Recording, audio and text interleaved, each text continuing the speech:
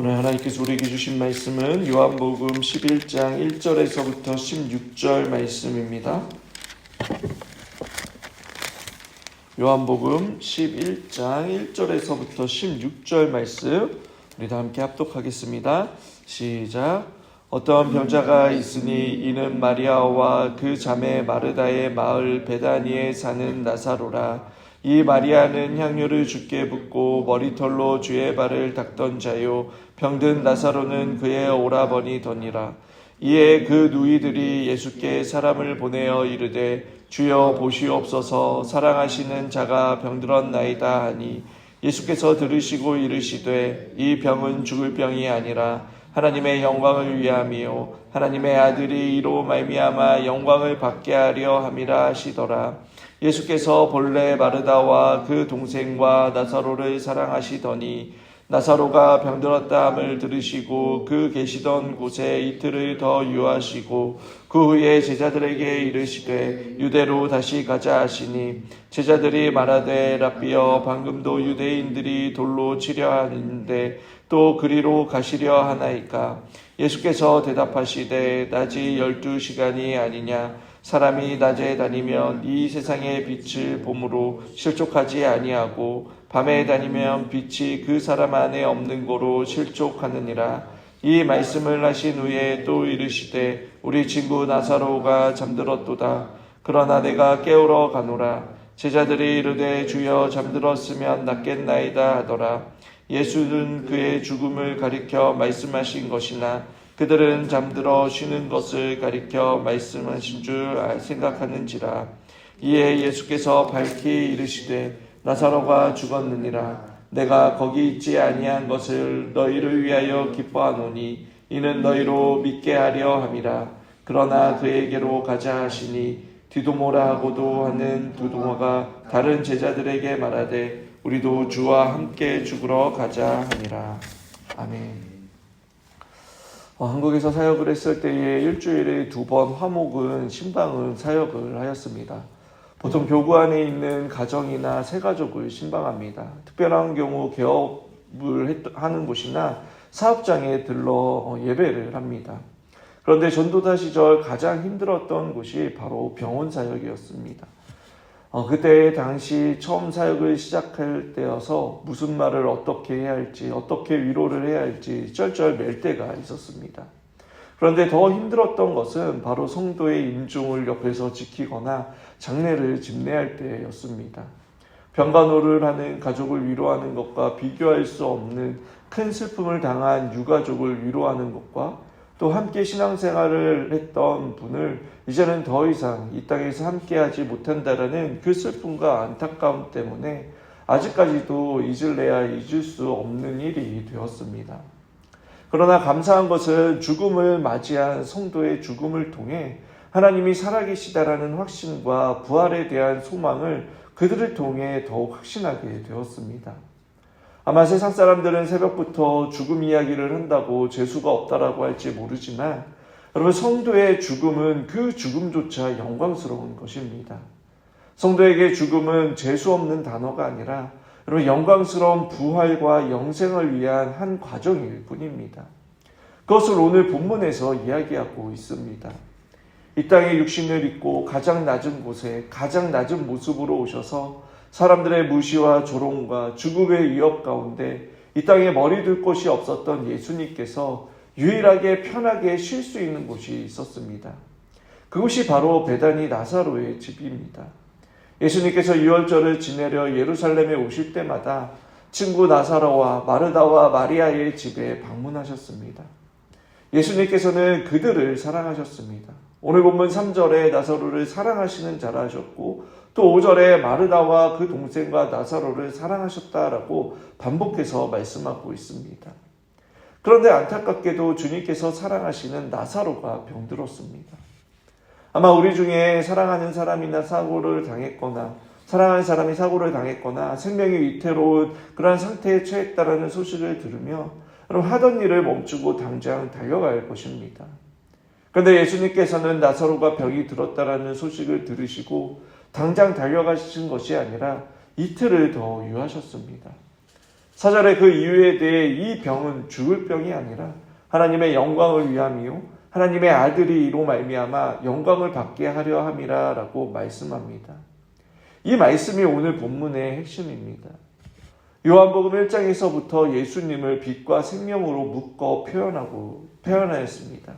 그리고 11장에 와서 예수님께서 마지막 유월절을 보내시기 위해 예루살렘으로 입성하시기 바로 직전 드디어 이 땅에 오실 목적을 이 마지막 표적을 통해 분명히 드러내시고자 한 것입니다.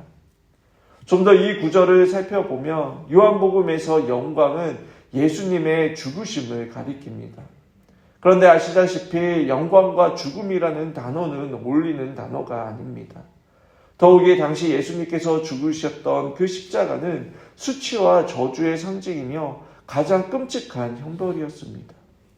그런데 하나님께서는 십자가에 그리스도를 죽이심으로 하나님의 하나님 되심을 그리고 하나님의 구원 역사와 하나님의 공의와 사랑을 가장 완전하고 놀랍게 드러내셨기 때문에 하나님의 영광이 되는 것입니다. 예수님께서는 10장 10절에 이 땅에 오신 목적이 양으로 생명을 얻게 하고 더 풍성히 얻게 하려는 것이다 라고 말씀하셨습니다. 그런데 이 풍성한 생명을 주시기 위해 보여주신 사건이 바로 나사로의 죽음의 사건을 통해 보여주신 것입니다. 즉 약속된 풍성한 생명은 죽음을 통해 주어지는 생명이다라는 것을 보여주시는 것입니다. 주님은 십자가의 죽음으로써 나사로처럼 죽은 지 오래된 죄인들에게 생명을 주시는 분이시다라는 것을 이 표적을 통해 보여주고 있습니다.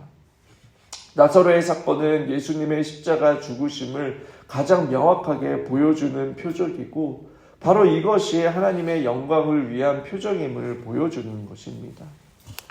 여러분, 예수님께서 사랑하시는 가정에도 큰 슬픔을 당하였습니다. 성경은 5절에 마르다와 그 동생과 나사로를 사랑하시더니 라고 기록하면서 특별한 관계였다라는 것을 말해주고 있습니다. 그런데 이러한 가정에도 사랑하는 형제 나사로가 병에 걸려 죽는 불행한 일을 당한 것입니다. 주님과 관계없는 가정이 아니라 주님과 특별한 사랑을 나누었던 가정에도 불행이 찾아왔던 것입니다. 요한복음은 노골적으로 이야기를 하고 있습니다. 심지어 예수님께서 고의로 이틀을 더 지체하셨다라고 기록하고 있습니다. 사랑하는 가정에서 불행을 당하고 죽임을 당하여도 아무 일도 아닌 것처럼 그렇게 예수님께서 대하신 것을 기록하고 있는 것입니다.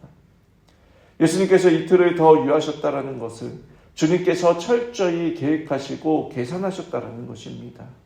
왜냐하면 이 일은 하나님의 영광을 위한 일이기 때문입니다. 그러기 위해서는 나사로가 죽어야만 했습니다. 예수님의 의도는 병고침에 그 기적이 있는 것이 아니었습니다. 죽은 자를 살리시는 이 마지막 표적으로 주님이 생명이시며 부활이심을 드러내고자 하신 것입니다. 하지만 병에 걸린 당사자나 여러분 죽음을 경험한 유가족에게는 얼마나 길고 고통스러운 일이었겠습니까? 소식을 듣고도 주님께서 지체하셨다라는 그 사실을 알게 된다면 얼마나 당혹스럽고 주님에 대한 그 사랑을 의심하겠습니까? 분명히 원망과 안타까움, 더 나아가 배신감도 들었을 것입니다. 우리도 만약 마르다와 마리아의 입장이라며 감당하기 힘들었을 것입니다. 아니 주님, 제가 주님을 이렇게 잘 섬기고 주님과 정말 좋은 관계를 맺고 있다라고 믿었는데 왜 이런 일이 저에게 생기는 겁니까? 라고 그렇게 충분히 원망 섞인 말을 할 것입니다. 때론 우리에게도 우리가 다 이해할 수 없는 당혹스러운 일을 만날 때가 있습니다. 우리의 삶과 생명을 위협하고 또 그러한 상황 속에서 침묵하시는 하나님을 만나며 왜 나를 가만히 내버려 두시는지, 내가 무슨 잘못을 했길래 이러한 일이 생기는 건지 그렇게 생각을 하며 마치 마르다와 마리아가 안타까움에 예수님을 기다렸듯이 우리 역시 그러한 고통의 시간을 지내야 할 때가 있습니다. 그런데 오늘 본문에서 주님께서 말씀하셨듯이 나사로의 죽음이 죽은 나사로를 살리심으로 생명을 주시는 하나님이심을 드러나게 하며 이로써 하나님께서 영광 받으신다는 것을 기억해야 합니다. 단순히 병 고치는 사건이 아니라 죽은 자를 살리는 그 죽은 자에게 영혼을 주시는 하나님이심을 증거하는 사건이었음을, 또 그것을 통해 하나님께서 영광 받으셨음을 기억해야 하는 것입니다. 그리고 이 사건은 단지 하나님께서만 영광 받으시기 위해 보여주신 것이 아닙니다. 오늘 본문 14절과 15절에 이렇게 말씀합니다. 이에 예수께서 밝히 이르시되 나사로가 죽었느니라. 내가 거기 있지 아니한 것을 너희를 위하여 기뻐하노니 이는 너희로 믿게 하려 함이라. 나사로의 사건은 십자가의 죽음과 부활을 예표하는 것이기도 하지만, 예수님께서는 제자들과 마르다, 마리아와 나사로, 또 주위에 많은 그러한 사람들의 믿음을 온전하기 위함이라고 말씀하고 있습니다. 본문에서 제자들은 여전히 예수님의 말씀에 대해 오해를 하고 있습니다. 또 내일 본문에서도 마르다는 부활에 대한 고백을 하지만 지금 당장 이루어질 것이라는 그러한 믿음이 없었습니다. 하지만 예수님께서는 그들의 온전한 믿음을 위해 죽은 나사로를 살리시는 그 부활의 표적을 보여주시는 것입니다. 우리의 믿음은 들음에서 시작되지만 여러분, 듣는 것에서 또는 기적을 체험하는 것으로 끝나는 것이 아닙니다. 제자들과 예수님 주위에 있는 그러한 자들에게 예수님께서 이 부활의 표적을 경험하게 하신 것은 그들의 믿음이 행함으로 이어지도록 하기 위함이었습니다. 참된 믿음은 십자가의 은혜와 복음을 듣고 깨달았다면, 여러분, 우리의 삶의 자리에서 거룩한 하나님의 자녀로 새로운 피조물로서 하나님의 말씀에 따라 살아내야 하는 것입니다. 우리의 삶에서 용서를 하고 용서를 받는 것, 또 어떻게 형제 자매를 사랑하며 또 사랑을 받을 수 있을지, 형제 자매의 무거운 짐을 함께 져주고 또 내 짐을 형제와 함께 나누어지는 그 삶을 통해 우리는 그 복음이 우리의 삶 깊이 스며들며 또 주님께서 주시는 그 은혜와 확신이 채워져 성화되어져 가는 그 거룩한 삶을 살아가야 하는 것입니다. 여러분, 오늘 본문에서 나사로의 죽음은 본인뿐만 아니라 그의 자매인 마르다와 마리아에게 말할 수 없는 비극이고 큰 슬픔이었습니다. 그들은 예수님을 모르는 사람이 아니라 예수님의 특별한 사랑을 받는 사람들이었습니다. 그런데 그러한 일이 터지고 만 것입니다. 그 이유가 무엇입니까? 그들이 예수님 곁에 있지 않았기 때문입니까? 그들이 잠시 한눈을 팔고 우상 숭배를 했기 때문입니까? 아닙니다. 하나님께서 사랑하시는 자들이라도 그들의 죄로 인한 죽음을 피할 수 없고, 또 하나님께서 사랑하시는 자들이지만 죄의 권세 아래에 있는 비참한 존재라는 것을 보여주는 것입니다. 우리가 아무리 잘 믿어도 하나님께서 과연 나를 사랑하실까라는 최악의 질문과 의문을 가질 수 있는 일이 생길 수 있습니다. 오늘 본문은 분명히 그럴 수 있다라고 가르쳐 줍니다. 그러나 그것만큼 확실한 것은 우리가 당하는 고난이 우리를 멸망시켜서 지옥으로 향하도록 하는 것이 아니라 고난이 심할수록 더욱더 하나님의 영광을 위한 일이 될 수 있다는 것을 가르쳐 주고 있습니다. 나사로의 갑작스러운 죽음과 마리아와 마르다의 슬픔이 그들의 죄 때문이거나 그의 죄에 대한 대가로 인한 별로 주어지는 것이 아니었습니다. 철저히 하나님의 영광을 위한 것이었습니다. 우리의 삶에 최악의 순간이 찾아온다 하더라도, 또 도무지 이해할 수 없는 나쁜 일을 만난다 하더라도 하나님의 사랑을 의식하거나 믿음을 포기하는 자리까지 나아가지 마시길 바랍니다. 오늘 말씀하고 있듯이 주님의 사랑을 받은 자들도 자신의 죄 때문이 아니라 타인의 죄, 또 구조적인 악으로 인해 얼마든지 고난을 받을 수 있습니다. 그건 하나님께서 우리를 사랑하시지 않는다라는 것이 아니라 도리어 이 일을 통해 하나님의 영광을 드러내기 위한 놀라운 역전의 역사가 있다라는 것을 기억하시길 바랍니다. 여러 가지 어려움으로 인해 우리의 믿음이 흔들리고 또 하나님의 사랑에 의심될 때 이 말씀을 기억하시길 바랍니다. 로마서 5장 5절은 이렇게 말씀합니다. 소망이 부끄럽게 아니함은 우리에게 주신 성령으로 말미암아 하나님의 사랑이 우리 마음에 부은 바 됨이니 하나님께서 성령을 우리에게 보내주심으로 우리 마음에 주님의 사랑을 충만하게 부어주신다라고 그렇게 말씀하고 있습니다. 우리가 얼마나 큰 사랑을 받은 존재인지 성령님께서 날마다 알게 하신다는 것입니다. 환난 중에도 하나님의 사랑을 확신하는 성도는 여러분 그 환난 중에도 하나님의 영광을 바라보며 즐거워한다라고 로마서 5장 2절에 말씀합니다. 그리고 또 그는 환난이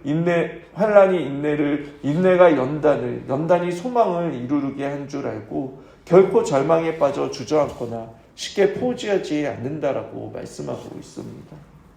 주님의 사랑을 받고 있다라는 이 확신이 여러분 우리가 이 세상을 사는 동안 누리는 최고의 선물이라는 사실을 기억하며 죄와 사망의 권세를 이기고 승리하는 저와 여러분들이 되길 바랍니다. 말씀을 맺겠습니다. 우리가 이 땅을 살아가는 것은 썩은 시체 냄새가 나는 사흘이라는 그 시간입니다. 그러나 주님께서 함께 하시고 또 주님께서 다시 오실 때에 여러분 그리스도의 향기가 진동하며 또 지금 고난과 비교할 수 없는 영광을 경험하며 승리하게 될 것입니다. 고난과 환난 속에 있다 하더라도 하나님의 사랑은 변함이 없으며 하나님의 영광을 위해 잠시 허락하셨음을 믿으며 어떠한 상황과 형편 가운데 있든지 성령의 도우심과 능력을 구하며 또 성령께서 부어주시는 그 하나님의 사랑과 하나님의 영광을 바라보며 살아가는 저와 여러분들이 되시길 주님의 이름으로 축원합니다.